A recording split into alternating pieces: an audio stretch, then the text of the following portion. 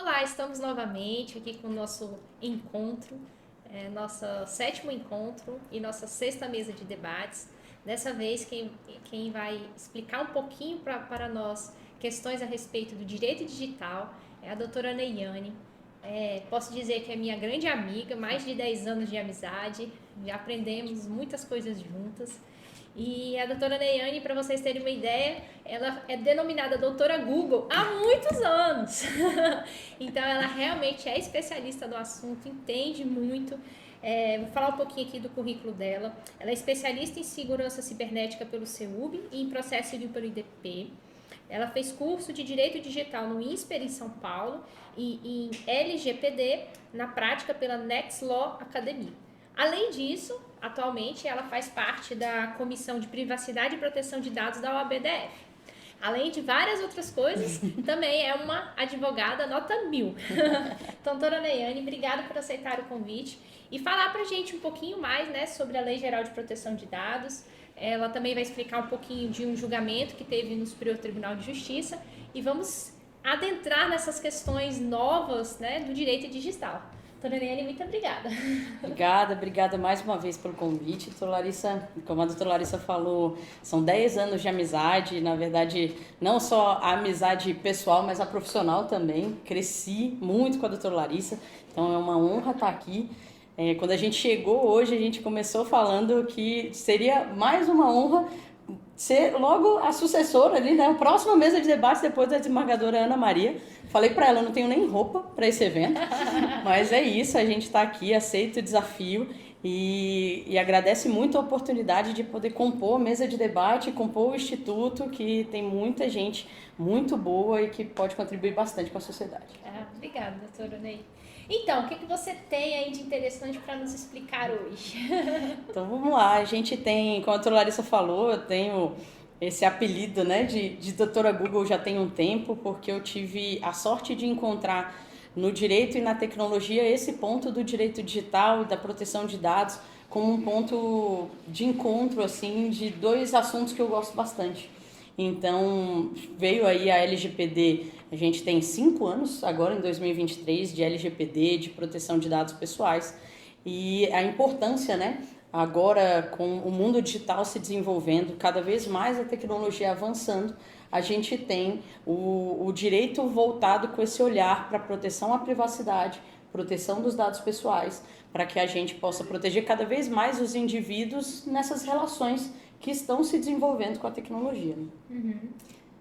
Verdade, verdade. E a gente tem uma grande novidade aí, né? Que é a questão do Código Civil, que já tem um projeto aí de reformá-lo, levando em consideração todas essas mudanças do direito digital, né? O que você tem de interessante sobre isso? Isso, exatamente. Então, a gente tem agora... A gente vive, né? O mundo acontece primeiro e depois o direito vem para poder regular essas relações novas, regular essas novas situações. E a gente tem agora uma discussão recentíssima.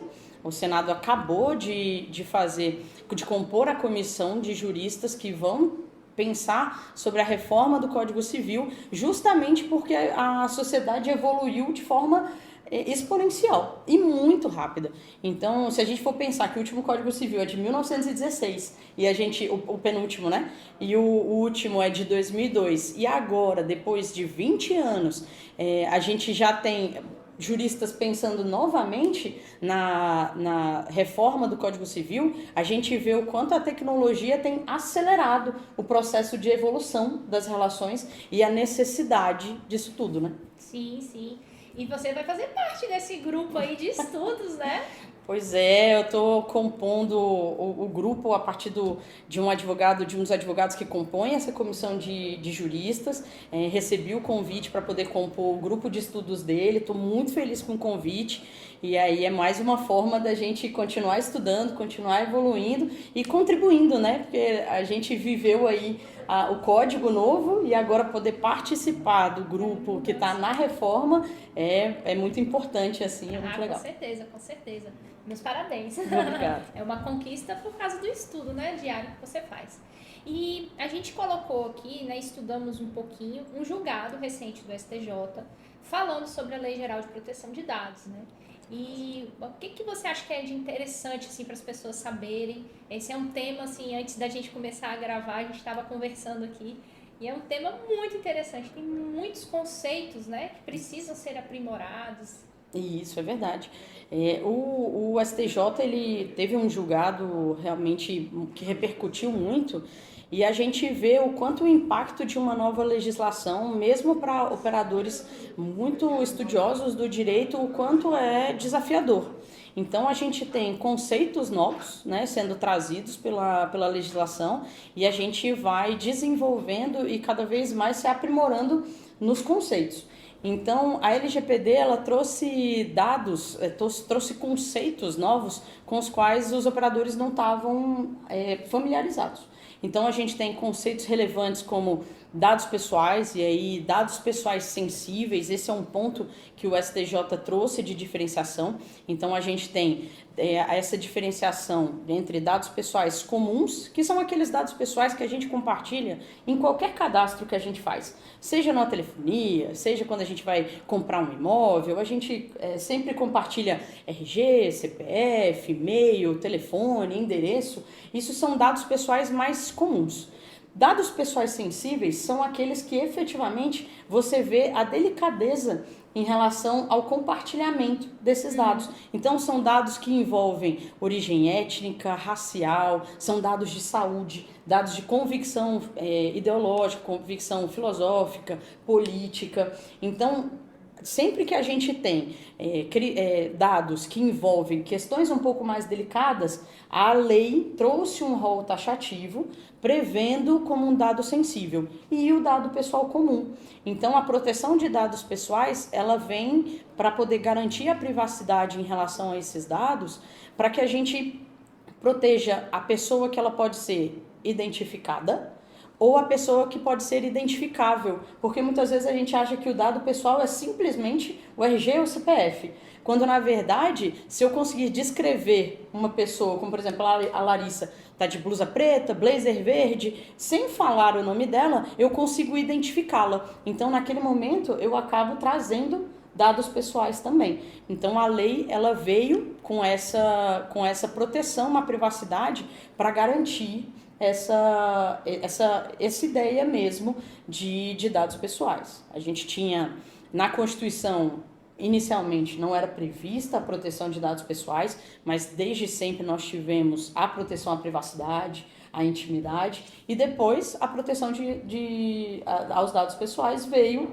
integrando aí o artigo 5º da Constituição para poder deixar ainda mais robusta essa proteção de dados. Então, doutora Ney, depois desses seus conceitos iniciais, o que foi que o STJ julgou a respeito dessa matéria? Então, o julgado do STJ foi um julgado muito importante porque ele destacou essa diferenciação entre dado pessoal comum e dado pessoal sensível. Qual foi o caso concreto?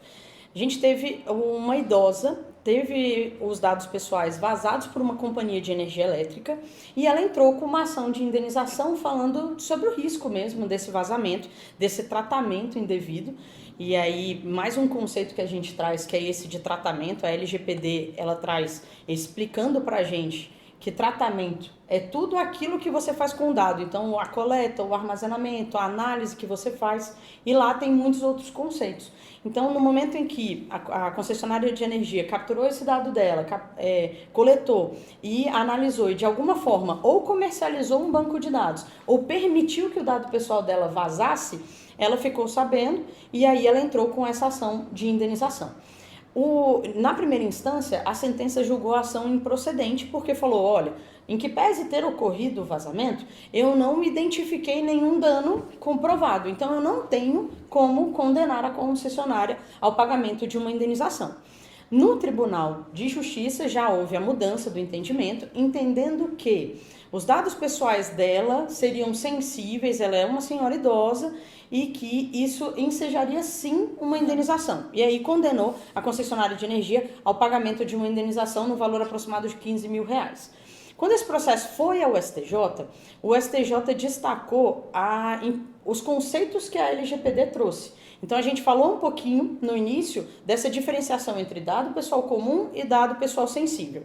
A LGPD trouxe no artigo 5º um rol taxativo em relação aos dados pessoais sensíveis e entendeu que aqueles dados que foram vazados eram dados cadastrais comuns. Então, RG, CPF. exatamente. E eu achava que isso, assim, leiga também nesse ponto, achava que essas informações eram importantíssimas. E não, né? O STJ entendeu que são outros tipos de dados que são mais importantes e sensíveis. Exato. Na verdade, todos os dados são importantes. Então a LGPD trouxe justamente para elevar o nível de consciência das pessoas de que dados pessoais são importantes, proteção à privacidade, proteção a esses dados são importantíssimos. Só que a gente, dentro dos dados pessoais, tem uma característica, uma parte ainda mais sensível, a gente tem uma categoria mais sensível, que são os dados pessoais sensíveis, que foi o que a gente falou, como, por exemplo, dados de saúde, convicção religiosa, filosófica, política. Se alguém ficar sabendo, por exemplo, que você tem uma doença, você pode sofrer um preconceito, né? Exato. Aí o STJ fez essa diferenciação, então. Exatamente. O STJ falou,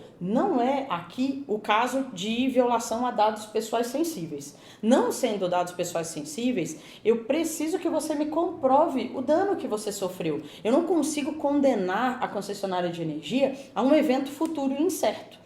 Então essa tese foi desenvolvida pela concessionária de energia, foi acolhida pelo STJ e o pedido foi novamente julgado improcedente, houve a reforma do tribunal. E aí ele trouxe exatamente essa diferenciação de conceito que a lei trouxe para poder destacar que existem essas categorias diferentes de dados e que os dados pessoais eles precisam ser protegidos de forma diferente também. Eu estava até pensando aqui, antigamente tinha muito valor quem tinha muitos imóveis, né? Hoje em dia, na nossa era digital, quem é muito rico, entre aspas, é aquele que tem a maior quantidade de dados. Então realmente, a nossa sociedade está crescendo e evoluindo de uma forma que os dados são muito importantes, né?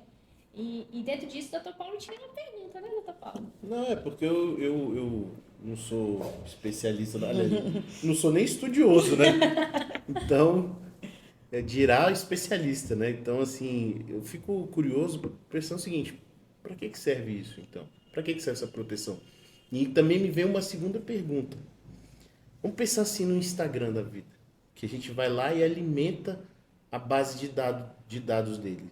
A LGPD vai aonde? Vai na obrigação do Instagram de proteger esses dados que eu forneci a ele, ou ele nem pode me pedir esses dados? É porque eu estou curioso com isso, porque a gente fornece meio que indiretamente um monte de informações.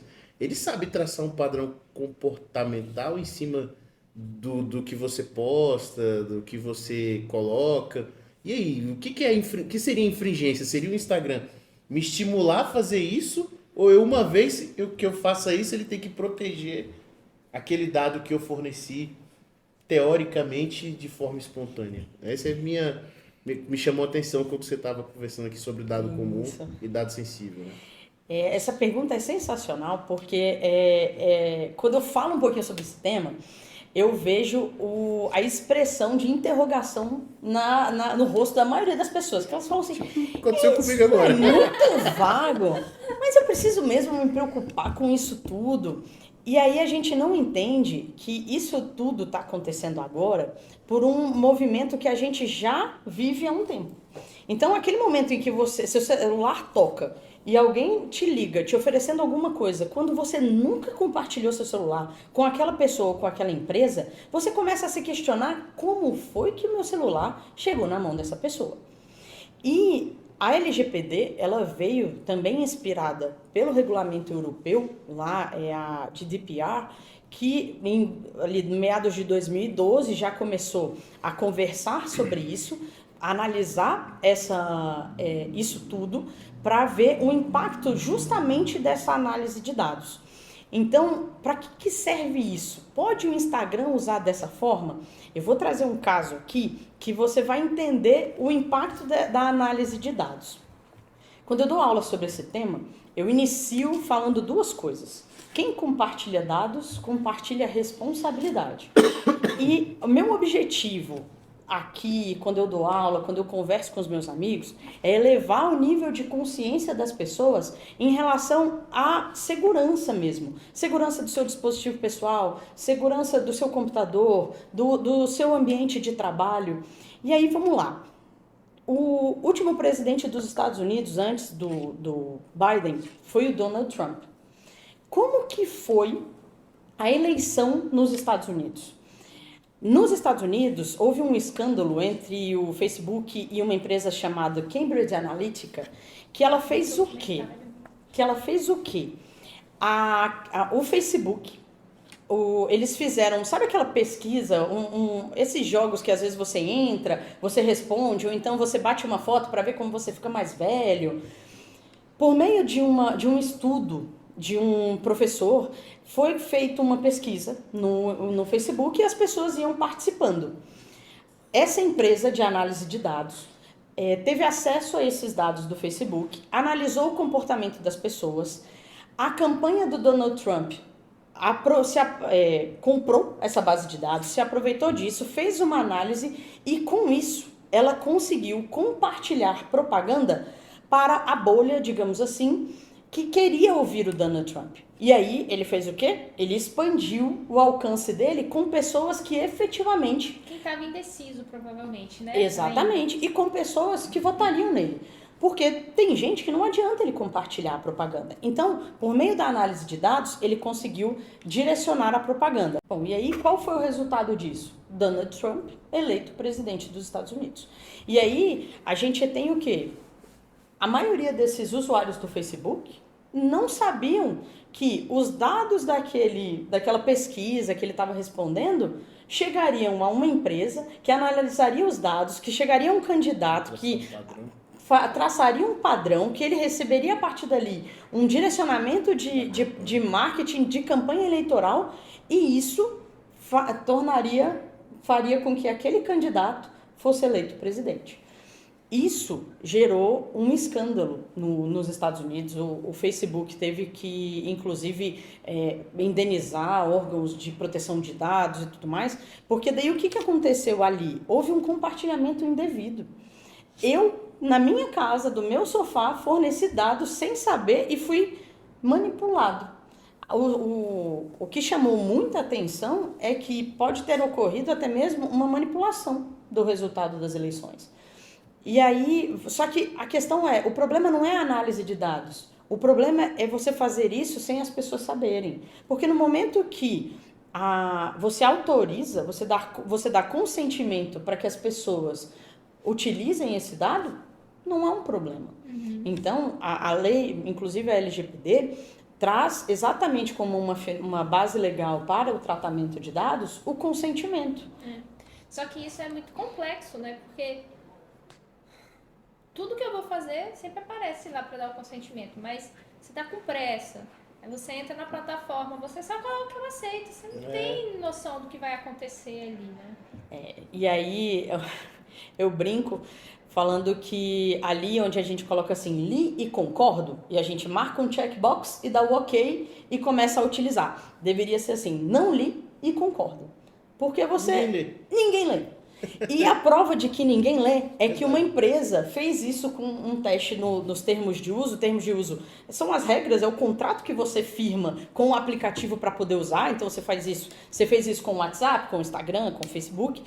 E aí ela colocou uma cláusula no meio de um texto, que geralmente é muito grande, porque ele precisa realmente prever várias situações, um texto falando assim, a primeira pessoa que falar isso eu dou $1.000. Demorou mais ou menos 3.000 usuários para que alguém chegasse e falasse, eu quero os meus $1.000, eu vi a cláusula, porque as pessoas não leem. Eu fiz isso com sala de aula, eu botava naquela caixinha de observações, eu botei assim, peça socorro. Escolha uma questão que lhe daria a pontuação. Escreva socorro, que eu lhe daria a pontuação da questão. Eram 250 alunos na época, menos de 25 botou na questão socorro. E aí você vê, serão futuros operadores do direito. Eu falava isso, eu fiz o estudo social com vocês nem sabiam. Exato. É verdade, eu fiz isso. Exato. Então, assim, trazendo a questão do que você perguntou em relação ao Instagram. No momento em que você fornece os seus dados, você está dando, inclusive, consentimento. Só que não é de forma aleatória e ele pode usar aquilo de forma ampla. Nos termos de uso, ele vai te explicar como ele vai tratar os seus dados, como ele vai utilizar. E aí você escolhe. Ah, mas aí as pessoas me perguntam, mas então eu vou ficar sem usar o Instagram? A escolha é sua. Se você não quer compartilhar o dado, você não, é só não usar. Agora, uma vez que você opte por usar o aplicativo, você tem que pelo menos estar ciente do que você está compartilhando. Agora, o consentimento é possível que a pessoa que está compartilhando os dados nesse li e concordo, né? Esteja lá, por exemplo, a previsão, você está me autorizando a vender o seu padrão, os seus dados para uma terceira empresa. A lei protege isso? Protege. E as empresas geralmente não atendem o que a lei pede. O que a lei determina? Que o consentimento tem que ser expresso e inequívoco do titular. Então, eu tenho que saber exatamente para o que você está fazendo o tratamento de dados. Então, você tem que ser específico. Então, aquela checkbox que você marca, geralmente ela é, ela é genérica, quando na verdade ela deveria ser específica em relação ao ponto que requer o consentimento. Porque você tem outras bases legais. Você tem base legal, por exemplo, no momento em que o Instagram me pede dados cadastrais, ele pode colocar como base legal a execução do próprio contrato. Eu preciso dos seus dados para poder saber que você e você está criando aquele perfil, que você, por exemplo, não é um menor, em que eu deveria adotar procedimentos diferentes em relação à sua conta. Então, isso tudo eu tenho, por exemplo, execução de contrato, legítimo interesse do controlador, que é aquele que toma a decisão em relação ao tratamento do dado. Agora, para ações de marketing, eu preciso saber o porquê, como ele está usando. Então, esse consentimento, ele aí deve ser expresso. Ele deve falar assim, olha, eu preciso coletar o seu dado porque eu utilizo ele para quê? Para te oferecer padrões de consumo, posts patrocinados, que você tenha mais interesse. Você está de acordo? Isso deveria ser separado e não é. Então, esse comércio não está proibido. O comércio em si, o que acontece? É muito delicado. Não é que o comércio não está proibido. Você tem que proteger a privacidade das pessoas. Um conceito que a LGPD traz é dado anonimizado. Eu preciso passar a base de dados de forma integral, com o seu nome, o seu RG, o seu CPF, ou, por exemplo, eu consigo anonimizar esse dado, seja por criptografia, seja por excluir essa base de dados, para que quem tem interesse possa analisar de forma anônima esses dados, entendendo o seguinte, eu quero entender o padrão de consumo de quem mora num bairro específico, numa cidade específica, que frequenta determinado estabelecimento. Você deu até o exemplo da Asa Sul, né? Exatamente. Então, assim, eu quero entender como é o padrão de consumo de quem mora na Asa Sul e na Asa Norte. Será que é diferente de quem mora no Lago Sul? Eu não preciso saber que você mora na Asa Sul ou na Asa Norte. Eu preciso saber aquela coletividade que existe um usuário, existe um titular de dado. Só que eu não preciso saber o RG e o CPF dele. Eu quero saber o padrão de consumo. Então, se eu quero saber apenas o padrão de consumo do bairro, eu posso coletar os dados e anonimizar dessa forma, excluindo RG, CPF, telefone, endereço, posso colocar apenas o bairro. Então, a LGPD veio para proteger a privacidade, o comércio irregular e irresponsável da base de dados. Porque hoje dado é um ativo. Quando a gente fala de empresa como uma Amazon, ela não é apenas um marketplace. Ela é uma empresa que ela detém meus dados. Então, ela não tem só os meus dados cadastrais. Ela entende o meu padrão de consumo. Ela entende que eu gosto de tecnologia e que se ela me ofertar produtos voltados à tecnologia, eu tenho uma tendência a comprar mais do que se ela me ofertar qualquer outro tipo de produto. Então, nesse momento, ela analisa o padrão para, por exemplo, direcionar o marketing para mim. Legal. Isso é bem interessante. E tem uma frase que fala assim, se você não está pagando pelo serviço, é porque você é o produto, né? Isso, exatamente. Então, a gente não paga nada pelo WhatsApp, a gente não paga nada pelo Instagram, pelo Facebook. Então, saiba que todas essas plataformas que de alguma forma você está tendo um serviço de graça é porque você está vendendo os seus dados e está vendendo a sua imagem.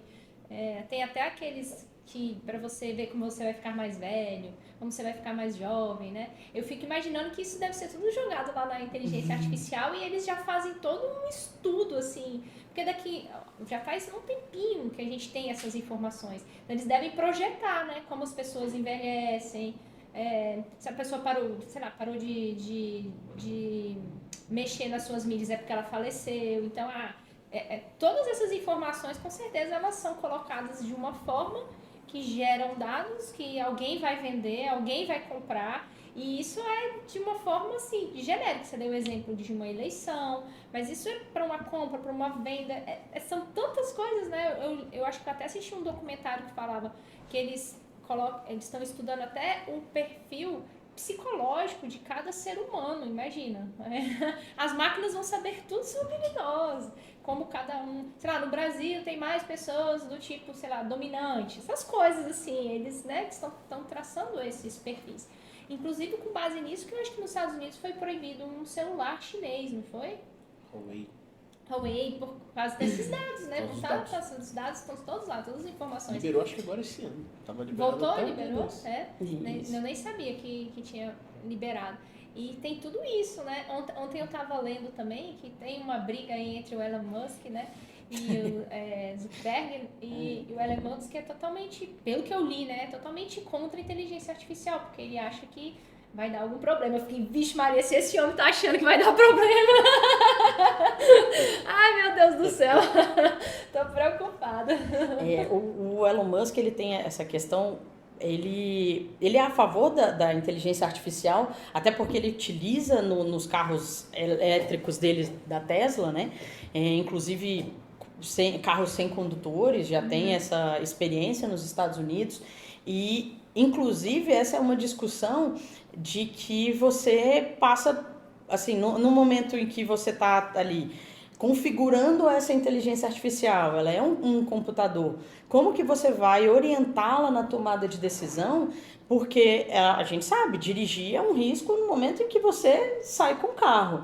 Então, como que ela deve agir se ela se vê, por exemplo, numa situação de que se ela for para frente, ela bate num carro, se ela desviar para a esquerda, ela bate em alguém, se ela desviar para a direita, ela bate em um muro, e em qualquer dessas situações ela põe a pessoa que está dentro do carro em risco. Como ela deveria agir?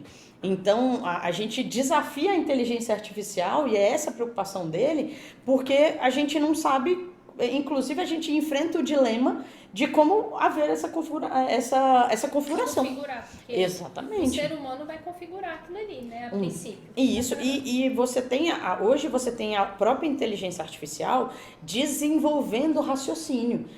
Onde isso vai parar? Sabe aquele filme O Robô? É mais ou menos essa ideia. O começo do filme, você programa. No final do filme, o robô ele se desenvolveu ao ponto de interagir com você. E como que funciona isso? Quando você falou dessas experiências em que você tira uma foto para se ver mais velho, a gente falou sobre dado pessoal sensível. O dado pessoal biométrico é um dado pessoal sensível. Está havendo a coleta desse dado. Do dado biométrico. A gente não sabe como isso e o que está sendo feito? Como está sendo armazenado? Será que isso está sendo excluído de forma correta? Eles podem utilizar isso de qualquer forma, né? Por exemplo, você tem lá o seu Instagram que ele é público. Qualquer pessoa pode pegar a sua foto, a gente posta a nossa foto lá de criança, posta. Então é só pegar aquelas informações e utilizar, não precisa nem comprar ou vender, né? Esses dados estão todos lá. Isso, exato. E hoje com a deepfake, você tem ainda que a gente grava uma coisa, nosso perfil no Instagram às vezes é público, você grava um vídeo, alguém extrai aquele vídeo e por meio de inteligência artificial consegue modular a voz, consegue modular a expressão facial e transformar o meu vídeo de oi gente, bom dia, estou a caminho do Instituto IRTS para um debate, oi gente, bom dia, eu comecei a trabalhar com criptomoedas.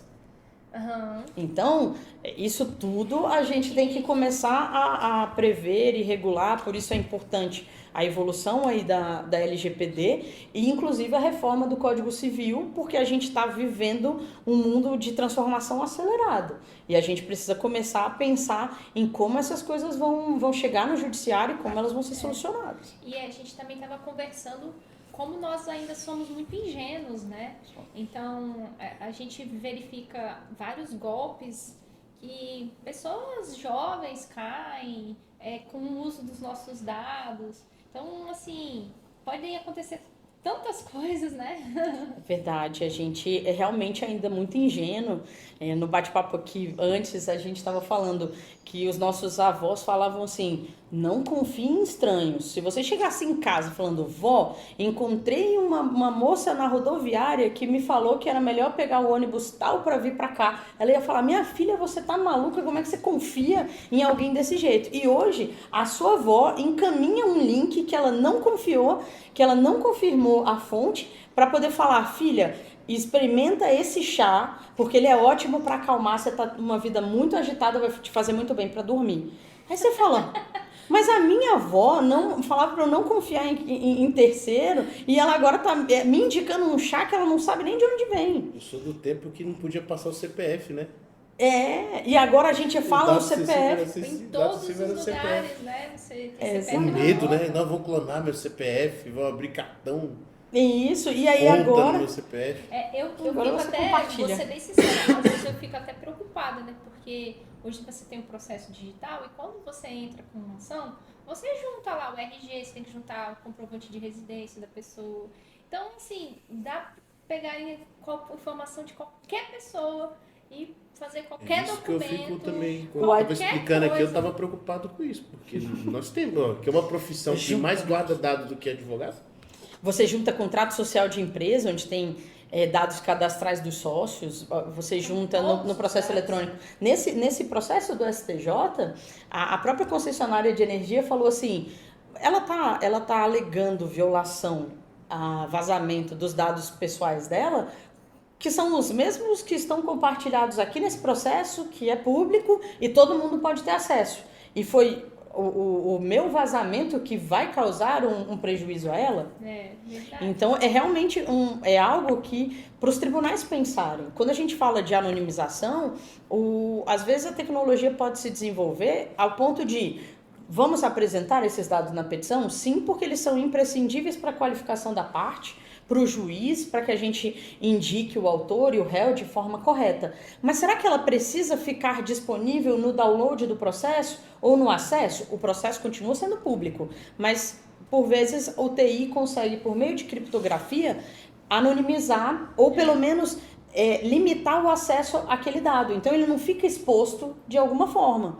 Então são coisas que a gente vai desenvolvendo e a gente precisa viver para vir a solução. Porque daí a gente vai se deparando com as situações e adequando. Doutora Neiane, a conversa tá maravilhosa, daria pra gente ficar mais 1, 2, 3, 4 horas aqui. Verdade. Né? Tem muitas coisas interessantes. Várias perguntas vieram. Vixe, quer fazer mais uma pergunta, doutor Paulo? A gente faz aqui nos bastidores. A gente marca uma mesa nova só pra falar. Mesa parte 2. E aí eu gostaria de agradecer a doutora Neiane pelos excelentes insights, pelas excelentes informações, né, que nos trouxe, todas atualizadas. Muito obrigada. E o IRT está sempre aberto para te receber, tá bom?